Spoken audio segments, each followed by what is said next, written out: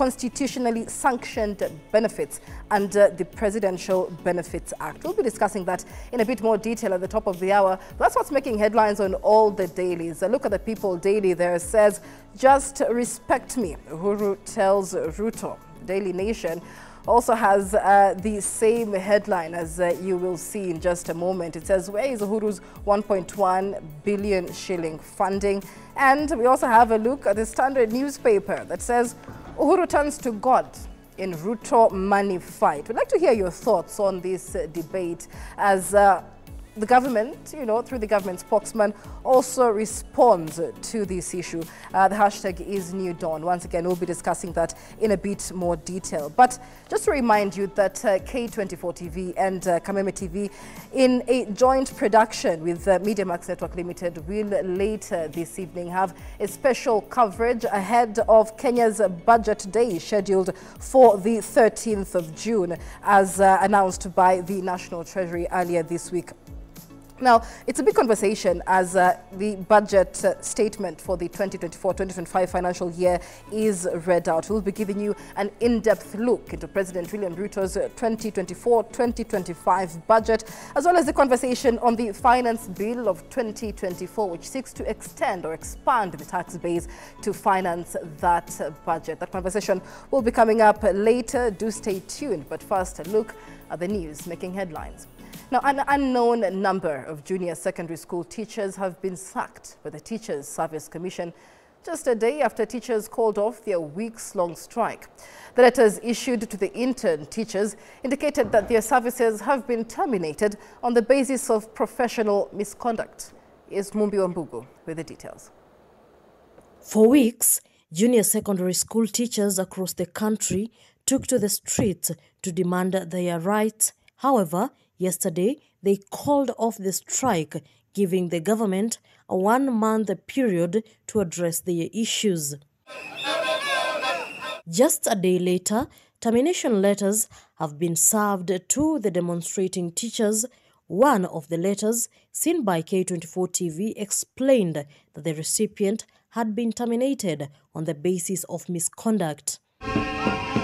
Last month, the Teachers Service Commission threatened to sack the teachers if they failed to return to work and issued them show-cause letters. The teachers were part of the 46,000 recruited last year. In a meeting with TSC and JSS representatives, which K24 TV is privy to, the representatives sought clarifications on why the terminations were sent before the interns would get a chance of fair hearing. Why they sent the letters to those who had responded to their show-cause letters and to those who didn't, and which criteria was being used to leave others out. JSS interns are also questioning why the letters were lacking the TSC official rubber stamp. The mass sacking risks the functionality of Kenya's education system, which is already strained due to understaffing. The curriculum is still facing deeper challenges, including lack of proper learning tools and equipment to facilitate the competency-based curriculum system of education. Mumbi Wambogo, K24 TV. The public participation process on the Finance Bill 2024 has come to a close, with the Finance Committee now retreating to prepare a report to be tabled in Parliament next week. Kenyans participating in the process have warned MPs against adopting contentious clauses, including taxes on bread and motor vehicles. Here's Joel Chacha with that report. Best regards to the viewers. After over 2 weeks of the Finance Committee listening to stakeholders and experts on the Finance Bill 2024, today was the final day with the general public getting an opportunity to submit their views. I am an education activist. Human rights activists say the imposition of 16% VAT on bread risks starving school-going children. Let us ensure that we keep these children at school, because some of them, they come because of this piece of bread. So, I want to urge you, Bwana Chair and your committee, tafadhali, hii kitu ni ya muhimu sana kwa hawa wanafunzi wa Kenya ambao wanaketi pale shuleni. Tusifanye mashule zifunge. I witnessed scenarios where students collapse because they have gone for many days without food. And it is this bread that now you want to charge 16% on, that these students turn to during such circumstances. The proposed 2.5 tax on motor vehicles was rejected on accounts that it will make public transport expensive, further burdening the common mananchi. Our proposal is, Chair, the whole provision is deleted in its entirety.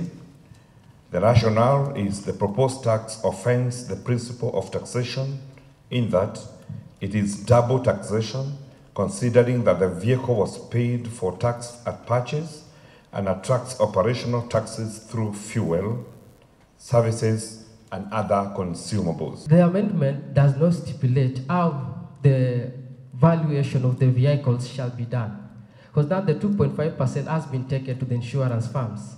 So how these insurance firms will be evaluating these vehicles each and every year to validate the 2.5% that they should contribute. A section of Kenyans also took the stage to send a stern warning to their members of parliament against disregarding their voices while considering such an important bill in favor for the executive. How scary is President Ruto that the members of parliament cannot say no to him? How scary is President Ruto that deep down your heart, you know that the things that are being passed are oppressive to the citizens, but you pass them without the change of comma. My area MPs are UDA, but Teso South had rejected the finance bill. And if the member of parliament will vote yes, that will be upon him. The Kuria Kimani-led committee will now retreat to prepare a comprehensive report to be tabled on the floor of parliament next Tuesday.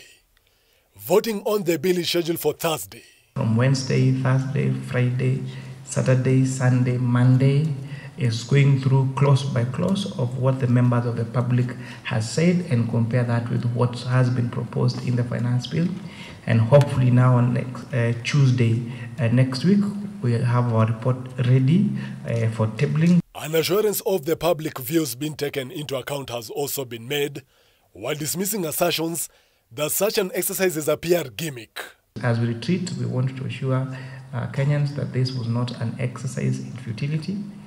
We want you to hold us to account on the views that what the bill is and what the committee report is going to be. We are going to make sure that we accommodate as much as possible the views of Kenyans, even as we try to balance generating revenue to fund the budget estimates of 24-25. Joel Chacha, K24 TV, Nairobi.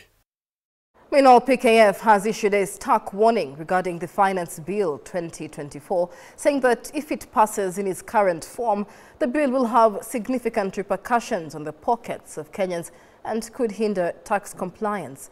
The advisory firm emphasizes that several clauses in the bill need to be deleted or reviewed before it is passed to avoid these adverse effects.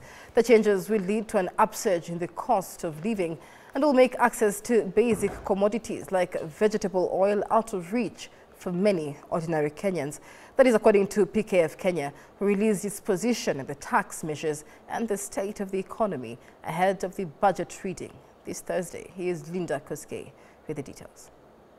So this one will hit everyone in the economy, whether on top or at the bottom. VAT changes proposed in the Finance Bill 2024 have the potential of negating the strides the country has made towards financial inclusion and accessibility. Even as a tax consultant, I keep forgetting how many taxes I need to be paying or advising my clients to pay. There are just too many. They have complicated and made it very difficult to comply. Why not then just broaden the VAT, exempt as few things or items as possible, and increase that tax rate to where the rest of East African countries are. Speaking while giving their views on the position on state of the economy, PKF Kenya says that the proposals to introduce VAT on various financial services, including issuance of credit and debt cards, foreign exchange transactions, check handling, processing, clearing and settlement, among others, as proposed by the Finance Bill, will increase the cost of financial services to consumers. In the Western world, that's why we had to increase our interest rates, and I also duly note the comment that you made. Our governor was probably slow in raising the interest rates in Kenya. The proposals to introduce VAT on services related to the insurance business, including management and related insurance consultancy services, actuarial services, and services of insurance assessors and loss adjusters, will result in a hike in the cost of insurance. When we buy a car, I think 50% of the cost of the car is just taxes, isn't it? You're paying excise duty, you're paying your VAT, you're paying your import duty. Right? The cost of buying in Kenya a car is prohibitive. It is really, really expensive when you compare buying a car overseas. Additionally, insurance companies will shift the burden of the increased cost to the final consumer. Further, the proposed amendments to introduce VAT on the supply of ordinary bread will inflate the cost of the commodity, which is a basic food item in many households. At the end of the day, it's demand versus supply. Right? If the government needs the money, if they're short of funds, if our tax collections do not improve, expenditure is not going to go up. VAT agricultural products and their inputs from zero-rated to exempt, the same should be reconsidered. The amendment will lead to an increase in the prices of agricultural products, making them expensive to Kenyans. Even so, real gross domestic product GDP expanded by 5.6% in 2023 compared to a revised growth of 4.9% in 2022. The positive growth was notable across most sectors of the economy. The agriculture, forestry and fishing sectors grew by 6.5% in 2023, marking a recovery from the 1.5% contraction recorded in 2022. Linda Koskei, K24 TV. A section of Mount Kenya politicians have intensified their campaign against the finance bill, denouncing it as oppressive to ordinary Kenyans. Led by Jubilee Secretary General Jeremiah Kioni, the leaders are demanding relief from burdensome taxes imposed by the Ruto government. Criticizing the divisive politics in the region, they now advocate for equal development and a one-man, one-shilling system. The leaders have vowed to fight for their rights and call for unity among Mount Kenya leaders with a crucial meeting planned in Maragua, Murang'a County next week.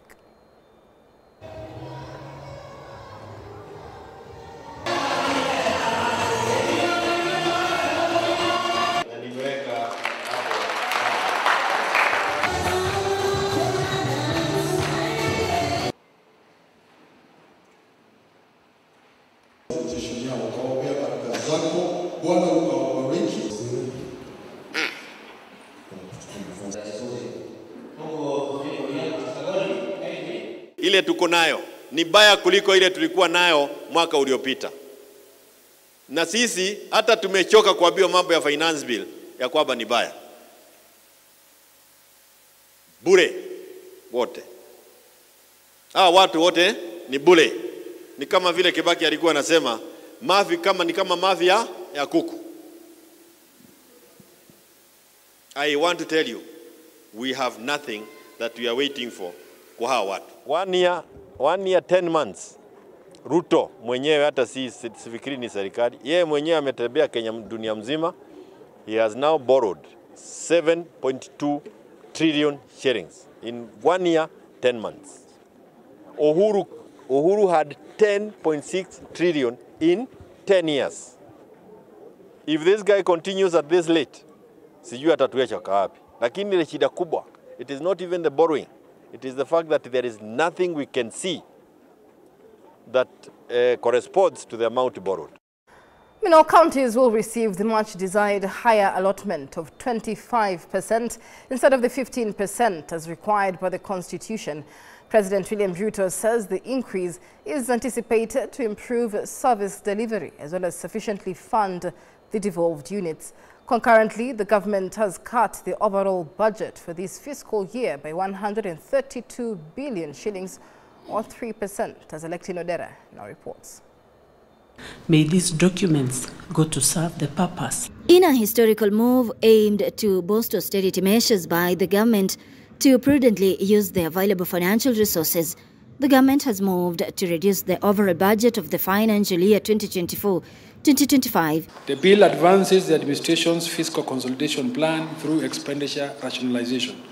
The 3.3% reduction from shillings 3.981 trillion last year to 3.848 trillion was announced by President William Ruto Monday during the signing into law of the Supplementary Appropriation and Division of Revenue Bills 2024 ahead of the budgetary estimates presentation slated for Thursday this week. By Kenya shillings 132 billion, 132.46 billion, from Kenya shillings 3,981.53 billion to Kenya shillings 3,848.07 billion. According to the head of state, the new laws will unlock resources that will catalyze economic performance and enhance service delivery. In the laws, counties will see their allocations increased by shillings 14.69 billion from the current shillings 385.4 billion to shillings 400.1 billion beginning July 1st. The committee was led by the... According to President Ruto, the move will ensure adequate service delivery even as the national government receives an allotment of shillings 2.5 trillion. Has to transform this nation. As part of austerity measures, development spending has been redirected to priority areas and reduced by shillings 75.29 billion, with Supplementary Appropriation Act 2024 also reducing by shillings 32.6 billion from various budget allocations. And the Division of Revenue Bill 2024. Enhanced, however, is the education budget, with university education receiving shillings 4.468 billion and shillings 1.12 billion for secondary education. Shillings 3 billion has been allocated to Internal Security Department for El Nino disaster management and another shillings 3 billion for fertilizer subsidy, with 1 billion allocated to floods. Electino Dera, K24 TV. Now, President William Ruto's government competency and ability to deliver on assigned duties has dropped by 6% from March this year, with majority of Kenyans dissatisfied in its ability to address issues affecting Kenyans. This emerged in the latest report released by Infotrack that has also seen the opposition, the judiciary and parliament ranked poor in their performance. Here's Milia Kisienya with the details. President William Ruto and his deputy Rigathi Gachagua have each scored a D according to the latest performance rating by Infotrack. The data collected between the 23rd and 29th of May this year has seen the president ranking a score of 46% in his performance, a drop of 6% from the last report in March. The deputy president, on the other end, ranking a 42% dismal performance. The survey, conducted with 1,700 respondents across the country, reveals that a majority of Kenyans are dissatisfied with the government's performance. Respondents expressed concerns over the government's communication with citizens, their competency in delivery on assigned roles, addressing critical issues affecting the population, and the overall success in improving operational efficiencies within the office. When it comes to the success in improving things, how things are done in his office, then he has a 44%. If you get an average of this aspect, before now, we were not looking at the key different parameters, but we thought it wise in this poll that we measure the perception of Kenyans, how they would rate the president on this aspect, and that's why he has an overall mean score of D. The data collected also shows that the opposition, judiciary and parliament have also projected a dismal performance, with all ranking a D. The opposition was rated at 47%, the judiciary at 46% and the parliament at 42%. Kenyans voted that the institution's performance was very poor and have failed in their mandate to serve Kenyans. Meanwhile, on the overall performance of various cabinet secretaries since the assumption of office in October 2022, Interior Cabinet Secretary Kithure Kindiki has stayed at the helm of being the best performing cabinet secretary. The CS scored a B of 60% earning him the top spot in addressing issues affecting Kenyans. Honorable Kindiki, scoring 61% mean rating, followed by Honorable Ababu Namwamba at 52, Honorable Aden Duale at 50%. So those are C and above. The rest of their colleagues, of course, score between D and E. However, the Cabinet Secretary with a dismal performance was NGCS, Davis Chirchir, who scored a D of 2%. Milia Kisenya, K24 TV.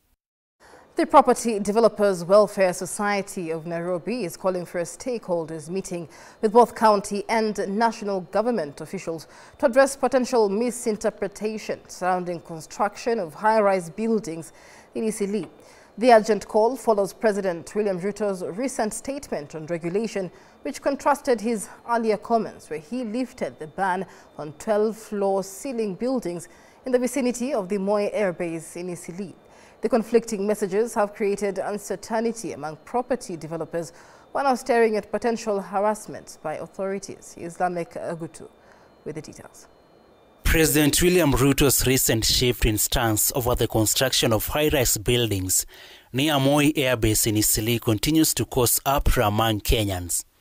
We will work with the Nairobi City County to make sure that all developers keep to the standards that we have agreed with the Kenya Air Force and with the Kenya Defense Forces. While a number have now branded him as the master of doublespeak, developers on the other side remain a worried lot, citing potential harassment by authorities. The developers say the conflicting messages could lead to misunderstandings and unintentional violations of their rights.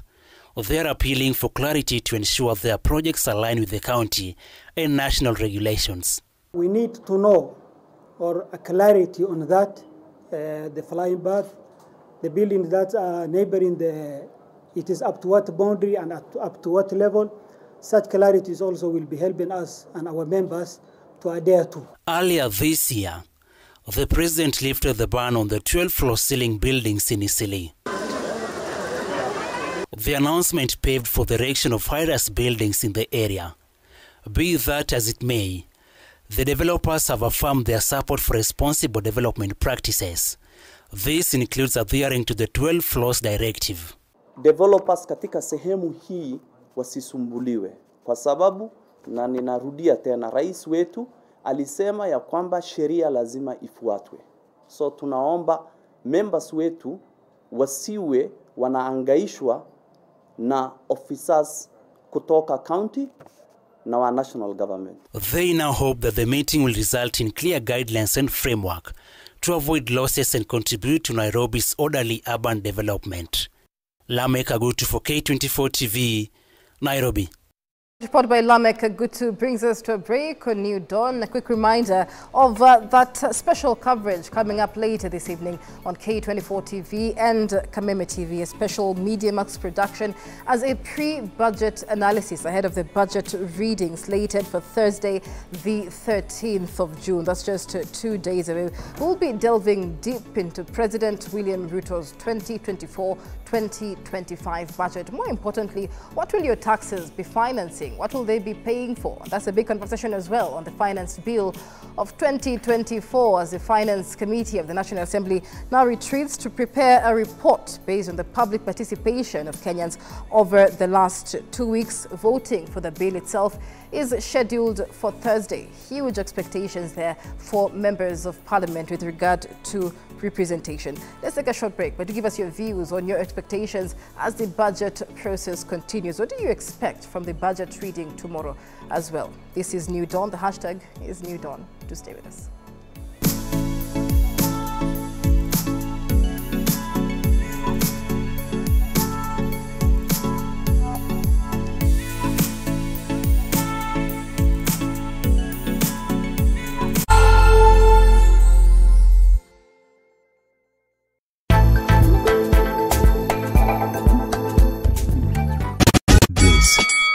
This is the biggest reggae and rhythm show ever on Kenyan television. You have a ganja man and you wanna forget. Tell them nothing about Juggle with the reggae boys. Okay, you get the new clocks, the daddy. Freeze! The talking master MC Full Stop